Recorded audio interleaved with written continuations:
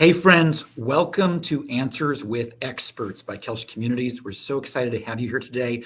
This is our series in which we feature different experts from around the globe answering questions from real families about dementia and other aging-related issues. So I'm excited to introduce today's topic to you. Don't go away. Here we go.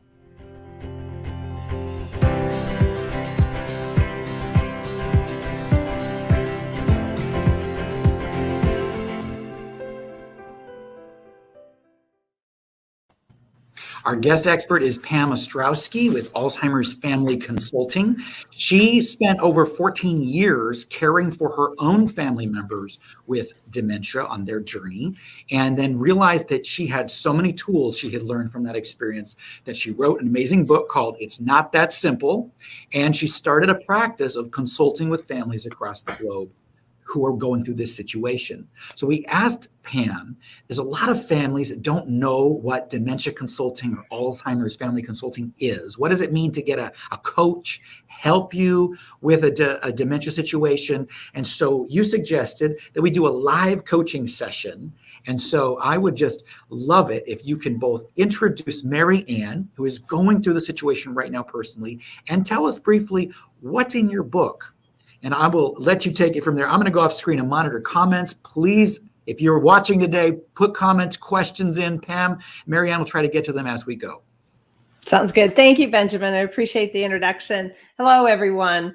To Benjamin's point, I went through a 14-year journey with my mom and wrote the book, It's Not That Simple, Helping Families Navigate the Alzheimer's Journey. This is what the cover looks like if you're looking for it on Amazon or any other book outlet. That being said, my father in his later years, the last 3 years of his life, had vascular dementia at the same time with mom. So we definitely went through a lot of the journey around anxiety and issues. So this book talks about, first of all, what dementia and Alzheimer's are, followed by when's the right time to start talking about what you want to have happen moving forward in your life. If you're the one with dementia, you preferably want to have that conversation before you get diagnosed. And then really about care options. It's not your father's nursing home anymore. That was from the 70s. And we also talk about building a care team. You cannot do this alone. This is not a disease that you can cope with alone. I think Marianne will be talking about that a bit herself.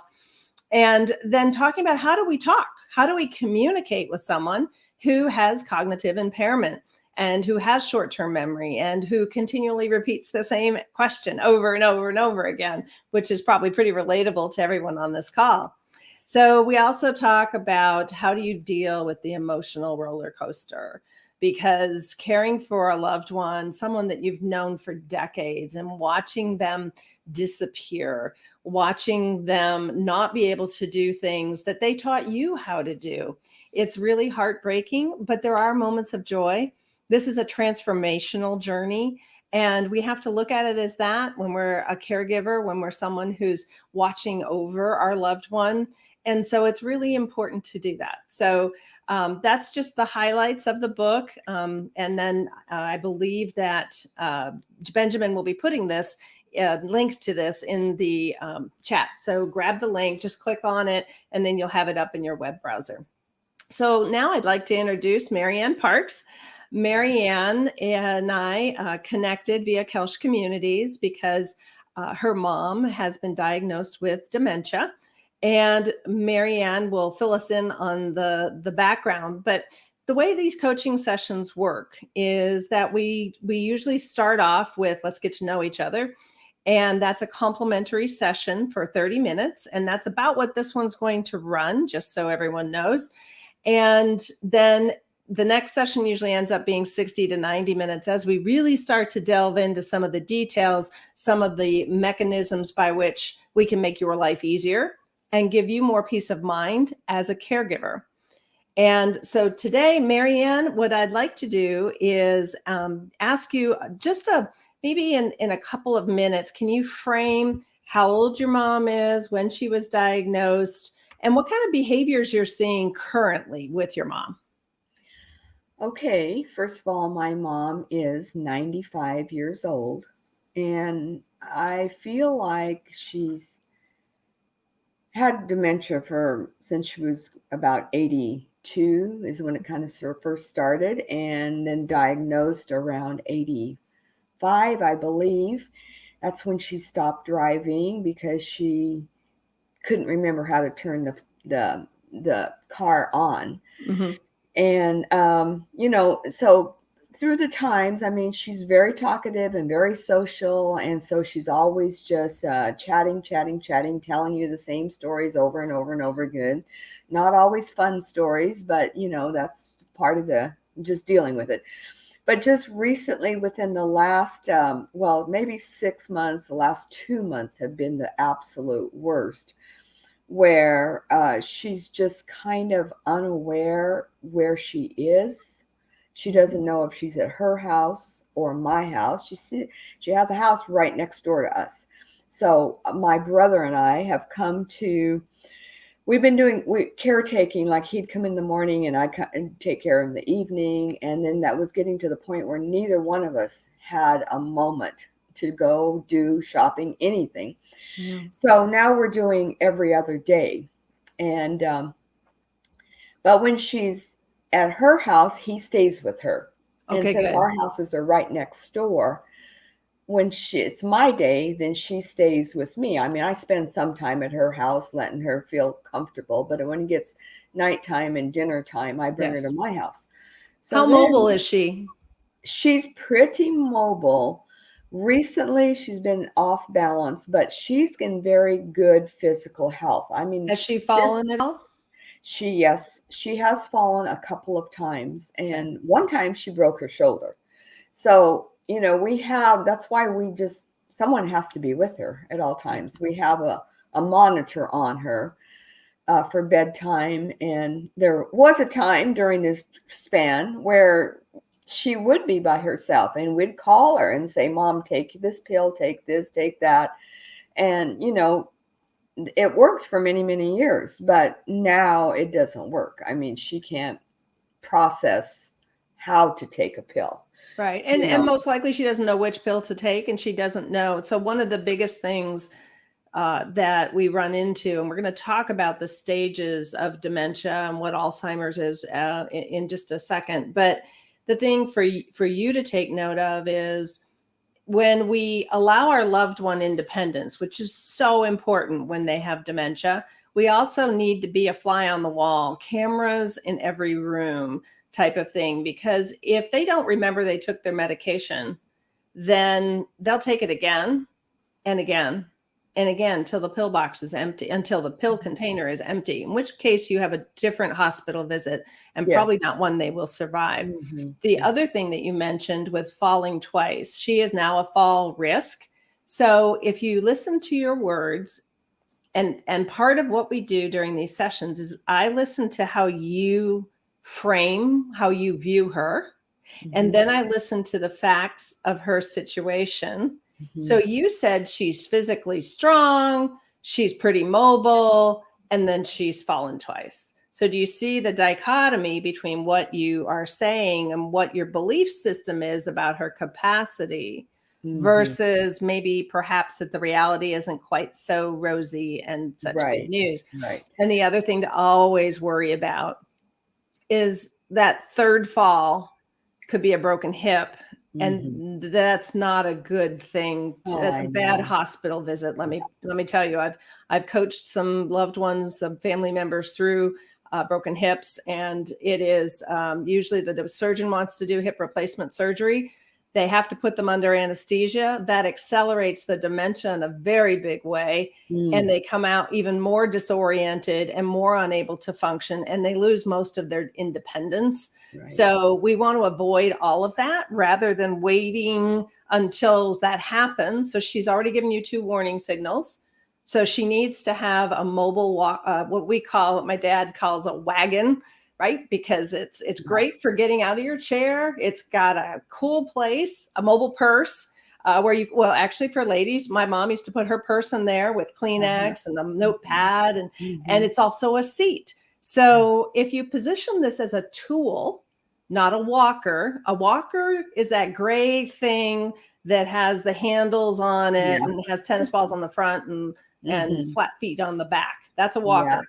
The Right. wagon has wheels and is a utility cart. It is not a walker.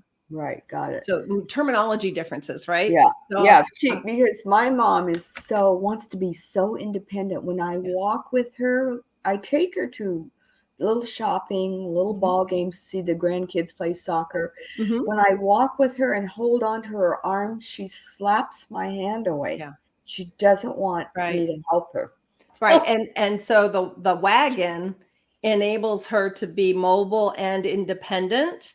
By holding on to her, you're creating a dependence. And frankly, we as humans want to be as independent as possible. It's a Yeah. societal thing, though. You walk in Italy and everybody's arm in arm. But in our society, in the American society, leaning on anybody is considered a bad thing. You're giving up your independence. So try to avoid the physical assistance unless she needs the actual support. But the wagon will help her do that. So let me talk a bit about, because you and I have chatted just before the show about what dementia is and what stage she might be at, because you've heard some conflicting information. Right. So dementia in general, there's 70 different types of dementia, more Wow. than 70 actually, but they're the majority, 60 to 80% of them are Alzheimer's.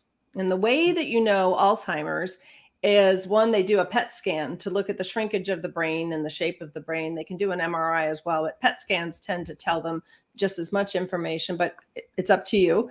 And they see that shrinkage of the brain. You also see anxiety, depression, because the individual realizes they're disappearing. They realize that they're struggling. And that's where the anger comes from. Anybody out there who has a frustrated loved one, it's typically because they know something's really wrong. Like they can't, they know that they're asking the same question over and over again, but they can't stop themselves because they can't remember the answer. And so it's this vicious cycle. And so at the earliest stages, so Alzheimer's is 60 to 80%. The second one is vascular dementia at around 15 to 18%. And then the third one is actually Lewy body dementia, which Lewy is the doctor who discovered the Lewy bodies, the proteins, and that's more of a behavioral dementia. And then the last one, that's number 4, I should say, is frontotemporal dementia. And that typically occurs in those with dementia between the ages of 45 and 65, but it's not Alzheimer's. So sometimes it can be a result of a traumatic brain injury. And then, of course, the other 66 or plus follow behind that. So we typically do some cognitive memory tests to assess the individual's ability to follow tasks, because that starts to become the medication. I don't know what medication is. I don't know how to take it. I don't know if I took it. That's a key indicator of an Alzheimer's behavior. And it's also a key indicator of mid-stage. So there's a test called the Mini Memory State Exam. We abbreviate it with an acronym, of course, as MIMSA. And if you're in the teens, basically from 12 to 20, odds are that your loved one is in the mid stages of Alzheimer's, which means that they're still somewhat functional. They're still somewhat mobile, just as your mom is. They're repeating a lot of questions. They don't have very good short-term memory, if any, honestly. Where we start to see that transition to late stage is when they lose mobility. So my mom's legs, so on my 14-year journey, by 2010, so within 9 years of her first signs, she would collapse. Literally, her brain would not be able to send the signals to the legs and the back to support her body, and she would just collapse onto the ground. So we put her in a wheelchair because the Alzheimer's had affected her mobility. You might see trouble with swallowing as well. Again, the Alzheimer's, depending on where the amyloid plaques and tau tangles are, can affect their ability to swallow, which is why bite really tiny sized food is better, and that they don't eat that much. So don't overwhelm them with the big plate. So that's kind of the difference between early stage is typically when they're the angriest and the most frustrated because they're starting to realize that they're losing capacity. But I do want to remind you that in any stage, early, mid, or late, that they are always still in there. Who they are at the heart of their being is still in there. My mom knew me until the very, very end. She couldn't talk. She was non-vocal for 8 years. She couldn't walk for 5 of those. But she still knew me and would hug me and knew who I was. And so people say, oh, well, she still knows me. Well, he or she may still know you, but the disease is still progressing. It's just that it's very unique to each of us. So your mom may have a very different experience than my mom, which makes it even more difficult to cope with, right? Yeah. So can one of the things that I wanted to ask you is, what would you say is your biggest concern right now with your mom? Because you said your brother's taking care of her and you're taking care of her. I honestly am more concerned about both of your well-beings, because dementia caregiving ages you and subjects you to being a victim to one of the top 5 chronic conditions, health conditions. So stroke, cancer, obesity, high cholesterol, high heart disease, and by 20 to 60% more so than non-caregivers. So I worry about that scenario. But what would you say? Do you agree that that's probably the biggest one for you, is how do you care for her now, or what else would there be? Our concern is, my brother, when I went to the memory care center, I thought, oh, I think she'll like this because she's very social. And there's lots of people around and everything. Mm-hmm. But when she was there, she first of all, she walked in and she started to say hello to everybody. And I'm thinking, oh, great, this is going to be great, because she's been to care facilities with her sisters and other relatives in the past. So she was doing really well. Well, then Sabrina was showing us the room, and we played bingo, and she got it, what was happening, and she was mad. I'm not coming here. I'm not ready, blah, blah, blah, blah, blah. So now she threatens my brother and I with, don't put me in a facility. I'm going to die in my house. And so we're trying to go along with her wishes. That's why we're doing every other day, Yeah. to give each of us. It's wearing you out, though. And I know. And it's not good for you. So in my book, I mention the care options. So what I would suggest that you do, or consider at least, is in-home care. In other words, bringing in someone who is dementia certified. That's really important. And if you need resources, I can help you out with that. That's part of what I do, is from the coaching perspective. But the concept here is that it gives you relief. You bring them they can do dementia activities. So getting the stimulation right now. And this breaks my heart to say it, because I know they're hard words to hear, but you actually are giving her the worst care possible, because you're not trained in how to stimulate her and engage her in activities. You're not trained if she's goes incontinent, if she's declining right now. And they tend to do this. They tend to drop and then level out, drop and then level out. But again, the experience is unique to everyone. So that's what my mom did. That's what my dad did. I've heard that from others, but your journey may be different. And so the important thing here is to take into account that you need help. And it's important for you to bring in skilled help. And when we tell our loved ones the most important thing is that we give you the best care possible, that's also another transition, which is after in-home care. When things decline further, then that's time to move her to memory care. She may be, so she may be right now. It's kind of hard to tell because I haven't met her or we haven't talked enough. But usually in that first session, we start to get to know her a little bit. She may be better off in assisted living for 6 months until she finishes her decline and levels out. and then move her to memory care. So that's something to consider. But right now, I strongly encourage you to find in-home care help that's trained with dementia, because the conversations about how you get someone to do something is special wording that you may not have the training on what words to use, or how to redirect, or how to get someone to take a shower. They know how, they've been trained. So by doing that too, one, you get your life back, because as caregivers, we lose our relationship.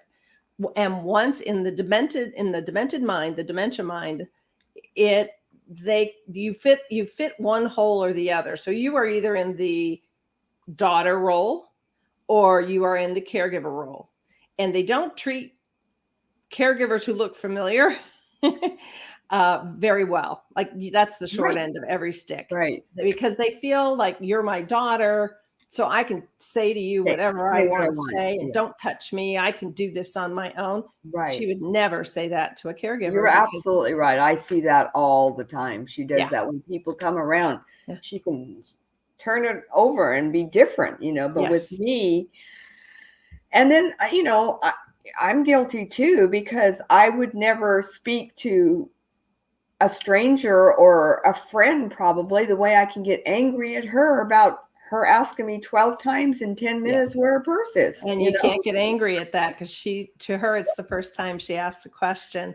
So the other beauty of having in-home care is that they know how to redirect that behavior, so that they start teaching. And it depends, again, like if she's mid-stage, she may retain that, okay, that's a redirect. I'm focusing on the wrong thing. Or it helps you get your relationship back, because you do not want this as she deteriorates, your relationship will deteriorate as well if you stay as the caregiver, because you're going to get upset. You're going to be frustrated. It's going to affect your health. And you're off at a doctor's appointment. I have a client right now where she's like, I have 5 doctor's appointments I have to go to because I'm so stressed over the past year of taking care of this individual. And now the doctors are telling me that, before I could have taken a pill, now I have to have surgery. I mean, it is scary what caregiving of a person with dementia, what it does to you. Yeah, and she never would have wanted that, right? Right. I've been to support groups, and they told me the number about, 60% of the caregivers can pass away before the person they're caring for. Oh, yeah, absolutely. In that relationship, I kept thinking, well, that's probably husband and wife trying to care for each other. Not necessarily, because think about it. Most caregivers are women, first of all, so 66%. And then on top of that, most caregivers are over the age of 60. So once you're over 60, then, that's kind of when things start breaking down a little bit, frankly. Right. And we handle stress in a less than optimal way. And we don't get sleep because our phones are right next to us in case our parent needs us, or and the same is true with spouses. And it really does deteriorate your health. But also, what's more important here is, don't you want to have a journey where you have peace of mind, that you're doing the best thing you can for your mom, and that you still have that relationship? So there's no guilt or fear or sense of anxiousness or what should I do next? It's, you've got a plan, and you can now move through that and be able to know that it's all going to be okay. It's going to be the best it can be. Yeah. No, because I definitely feel that way. I don't feel like the daughter anymore. I feel like the caregiver. Yeah. Well, we need to fix that. So, let's see. So you took her to go see memory care. Yeah. And again, I think that would be probably an assisted living opportunity there. You mentioned that she went to play bingo. How did that go? Did she do well? Did she engage with everyone? How did that go? Well, no, that's when she realized what I was doing as far as showing her the facility. And she continued to play the bingo, but she was really angry. And so she would not engage with the people like she was doing 30 minutes before that. She was okay. So one of the things that you could have told her is, we're here to look. We're not here to commit. And It it is, really though. depends on what her language capabilities are. It sounds like she has good command of her words, which is good. Again, another indicator that she's mid stage and not late stage at all, and maybe even early mid stage. But the one thing that she can't, like, she can, when she's angry, her words can come out. Yes. And I mean, and she's not in foul language or anything. No, She's no, not but like that, upset. but she just, it comes out. But she does not, if I'm talking to her and trying to not reason, just explain maybe a television program, Mm-hmm. she doesn't understand. Right. She does not understand what you're saying to her.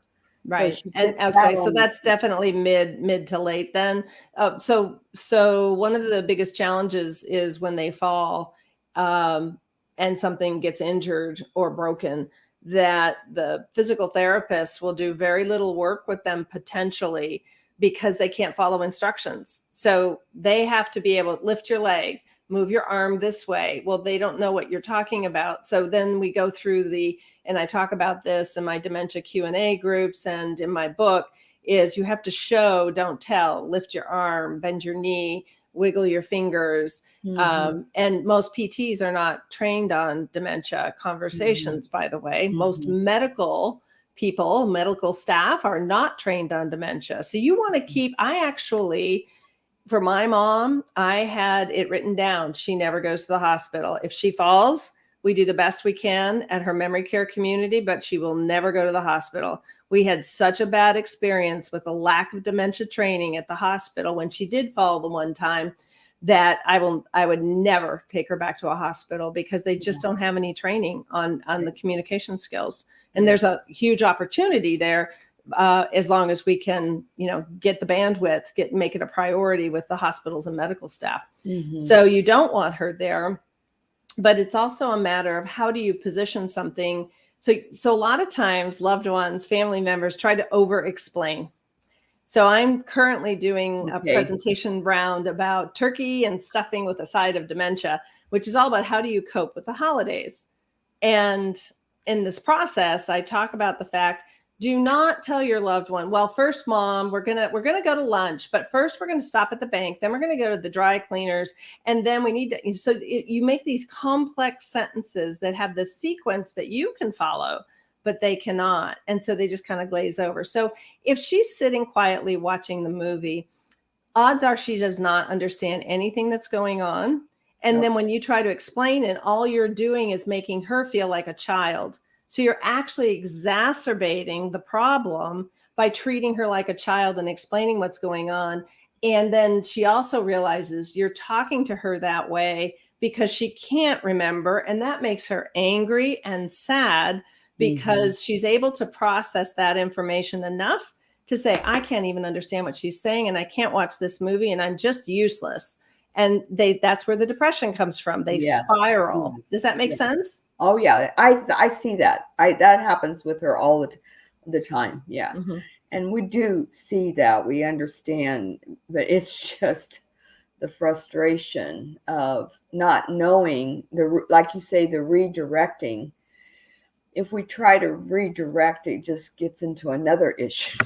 Well, so let's talk about redirecting. So let's walk through a few scenarios where she's doing something where you need to redirect her. Like if she's looking for something like a purse, or if she's wondering where you're driving her to. If you can give me some examples, I can give you some examples back of how to redirect and whether that might work. Well, I will say this is when she goes to bed, and she does this with myself and with my brother, both. When she goes to bed, she probably gets up 5 times looking for her purse, her hearing aids, and her glasses.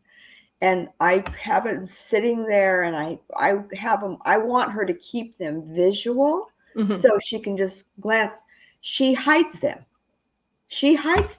Yeah. So she's looking for them because she's hidden them. And she puts them under the bed. She puts them under. She doesn't want anyone to take them. She doesn't want anybody to take them. So she hides them, but then she has to get up. We get up find her crawling on her hands and knees looking for her things. And this happens at least 5 times. When she finally says, okay, I'm going to bed, then it's up and down, up and down, and up and down. So that's really bad for fall risk, that she's getting up and down that often at 95. That's really scary. So that's not a redirect. That's a behavioral problem. So what you would, and we use that term behavioral because it's a behavior that's putting them at risk. And so if she's doing that, the only thing I could suggest with that is to create something that doesn't make it easy for her to take the things and hide them. So, for instance, when does she have the opportunity to take those things and hide them? If you remove the opportunity for her to hide them, or you do a let's play hide and seek before we go to bed, and then you find the purse, you find the glasses, you find everything, and then you tell her, I'm going to put your purse with me so it's safe. Is that okay? Now, she will likely not remember that that's what you're doing.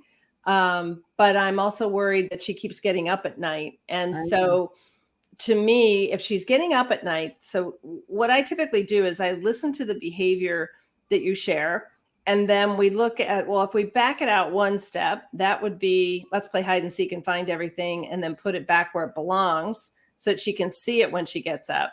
Ideally, I want her, if we back up another step, to be so tired that she doesn't wake up in the middle of the night. So what that shows me, go ahead. No, she doesn't really wake up in the middle of the night. Once she gets to sleep, she's good. It's that initial go to bed. She goes to bed and lays down and goes, oh, where's my purse? And she gets back up and goes and looks for it. And we find it. And then she says, okay, good night, goes to bed. And then 1 minute later, where's my purse? And she jumps back up. So this like 5 times is like initially right as she's going to bed. But once she gets to sleep, she stays asleep. Okay, that's good. Now what we need to do is accelerate the time at which her head hits the pillow and that she goes to sleep. So that means that we want to increase her stimulation, her exercise, safe exercise. We're not talking about her running around the block by herself. No. And that's why I mentioned bringing in-home care, because they'll keep her mind stimulated. And that's something you're looking after her physical well-being. Right. But watching a movie or watching TV is the worst thing you can do with someone with dementia. Her being at home alone is isolating, and even, I hate to say it this way, but even your brother or you being there is isolating. That's not enough stimulation. That's why assisted living allows you to have a lot more stimulation. What you're saying, because my daughter is a special needs school teacher. Yes. And when because she helps us a little bit, when she's there, my daughter plays games with her and makes her play cards and makes her do things. Good. And my brother and I are like, we're over it. We just can't. Yeah. And that's why you need help. You need to get help in home care. And then the other thing we can talk about in a future session is about how do we start to migrate her into the assisted living space. Memory care might have scared her. Assisted living gives her a chance to keep her independence, but also allows her to socialize more. We could do a respite visit where she's there for a couple of weeks, and we tell her that her doctor requires her to do this every year as part of her health preventive care. So, I mean, we can come up with a way that it gives her peace of mind. And some people may say, well, isn't that lying? It's not lying. The whole thing that we're focused on is how do we give your mom and a loved one the most peace of mind that they're getting the best care possible, with you knowing the same, right? Because you need peace of mind and knowing she has the best care possible. Yeah, that's what I wanted to start with, was the respite care, because we're okay with her living next door and doing this. But if if we need to go away for the weekend to visit our kids or something else, that's when I was thinking, well, I'll use the respite when I can, if I could get her used to it, because then we could do a vacation trip or something, you know. So here's the way transitions usually work. So someone with dementia needs to be moved as little as possible. So if she had early dementia, you could get away with, oh, we're going away for the weekend, you're moving in. Oh, you're coming back, then you're going back. Do not do that. You will create such behaviors and such distrust and such disorientation that you won't be happy either. So what it has to be is at least 2 weeks.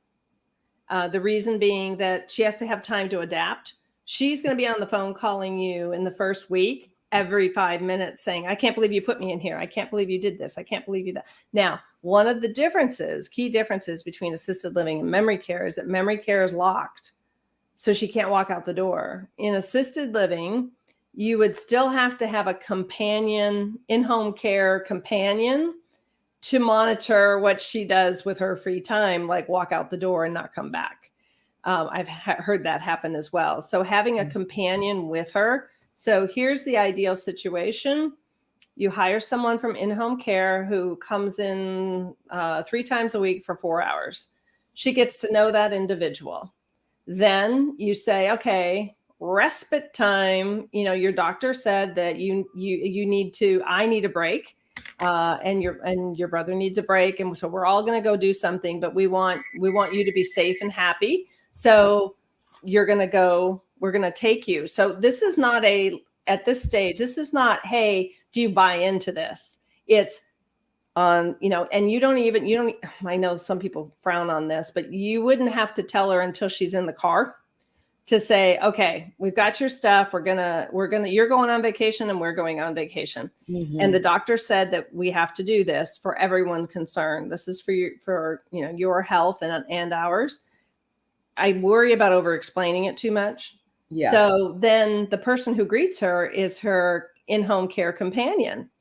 Now we call them a companion because it depends on how you want to use them. If you want them to drive her around, if you want them to just be there with her to do puzzles and do different things, that's really a companion, not housekeeping and fixing meals and toileting and all that kind of stuff.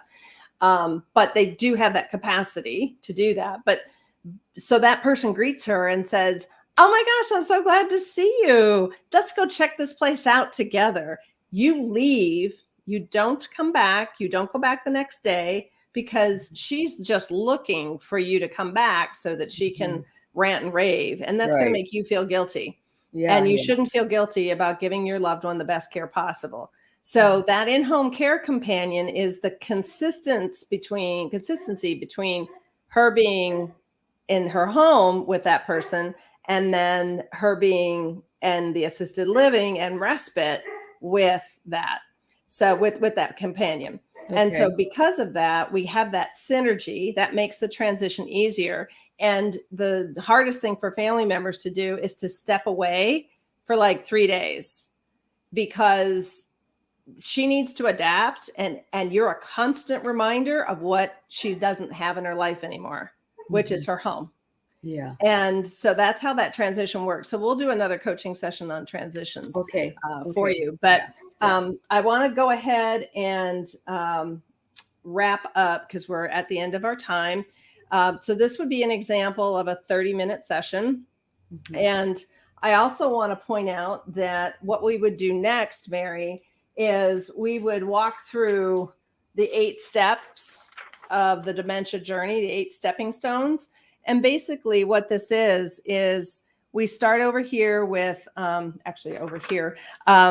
the diagnosis, and then we walk through care needs and what the triggers are. So you're at a point now where the trigger would be that she needs additional help and we don't want her to fall again. So we need to bring in-home care. So we would build plans around each one of these stepping stones. These also are parts of the chapters in each book. Building a care team. Who all does that include? Your care team does evolve over time.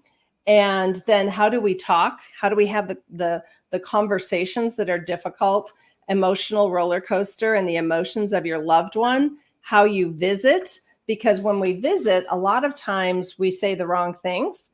And we ask questions like, well, don't you remember? Which is the worst thing to ask. Yeah, no. And that's good that you don't. And we talk about people that aren't there that they can't remember, which is also we want to avoid as much as possible pointing out their deficit, their cognitive Okay. ability deficit. Mm-hmm. Does that make Mm-hmm. sense? Yes. Yes. Okay, Uh-huh. good. Yeah, that Well, makes thank you so much for giving me this Okay. opportunity to work with you and to share your story. It's been an honor. I learned Benjamin? a lot already. Yeah. Wow. It's amazing how, Marianne, you were able to really share some questions and stories, and Pam, you were able to interact and give just new food for thought, right? I think that's the beauty of a coaching kind of relationship in this. I think a lot of people aren't used to it. We're used to personal coaches for exercise. We're used to coaches for finance, but most of us don't think about like a coach for caring for my mom or my husband. Like, who would have thought, right? Yeah. So Right. anyway, thank you. And Thank you the- both. Yeah, thank And you. the one thing that really resonates with me is you said we're not giving her good care by letting her depend on us. Yeah. Mm, Yeah. mm, And it's hard on mm. you too. So it's two sides of the same coin. You're suffering and she's suffering, and you're both trying to do the right thing.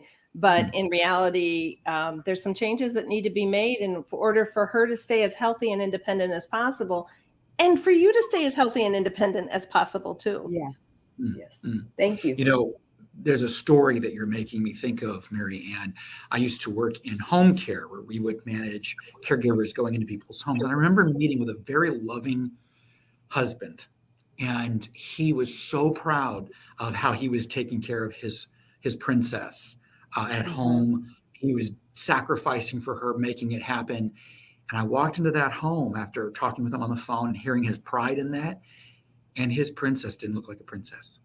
You could tell his princess was not getting the care she needed. She looked frazzled. She didn't look beautiful anymore. I knew that if he had just a little bit of help, right, she could feel the princess that she was. He was trying so hard, but he just needed some extra arms to help him, you know? Yes. So that has stayed with me all these years from that day. Wow. Anyway. And a lot of times the husbands especially will, if the wife, I have a woman who lost 20 pounds in 8 weeks because her husband only fed her watermelon and Jell-O because that's all she wanted. And so she cognitively really started to fail. And I was working with the daughter, and the daughter said, you know, I'll never have mom back. I'll never get hugs. She'll never say I love you anymore. She's gone. And it's just a shell now. And I said, oh, wait a minute. She's still in there, but she's malnourished and dehydrated. Let's get her back. A month later, it gives me chills. We were on a call, and she said, I saw mom today, and she said my name and said, I love you, and gave me a hug. And I said, yay, success. So that's what nourishment and hydration do. But it's also a different environment. She moved into memory care. We got her what she needed and the support that she needed so that she could be a better family member and restore some of those memories and make those. Her daughter was just she was crying. Because she had really thought that her mom was gone. And these are moving stories, and we have to do as best we can, which is really what my passion is to educate as many family members as possible so that they at least know what their options are and hear these stories of success. So thanks for sharing that, Benjamin. That was a really good story. That was good. And I do want to shout out Marianne. You know, the work you're doing to care for her is huge. There are so many elders who don't have someone like you in their life. And, you know, I just want to honor you. I know many of our cities don't have a program to honor caregivers like you. In my city, we have a big program where the mayor comes out and thanks caregivers like you, things like that. And not every city has that. So I just want you to know our country thanks you. Right? And, you know, my brother probably is like you in that respect. I mean, like you say, most people are women are the caregivers. My brother tries so hard to do his share, and that's not very common at all. No, you are blessed for sure. And your mom has the 2 best kids on the planet, and she probably knows that deep down, but she still wants to be the mom. So you still have to give her that dignity and respect. Absolutely. Right. Yeah. Well, my last comment will be, Pam, if a family wants to connect with you, I have put in the link or in the comments below a link to directly to your calendar. Basically, people can go to that, Yes. fill a few pieces of information, and get, I think it's a complimentary 30-minute session just to talk It about is. what's going on and see if there might be a fit for some dementia Yeah. coaching. Okay. Exactly. Yep. Alzheimer'sFamilyConsulting.com. And then just click on Work with Pam and we'll do that 30-minute consult. Just like this one. Yeah. Perfect. Well, thank you Right. both. You two have an excellent week, and we'll talk soon. Thanks so thank much. We you. appreciate it, Benjamin. Thank you, Mary. You're welcome. Talk to you soon.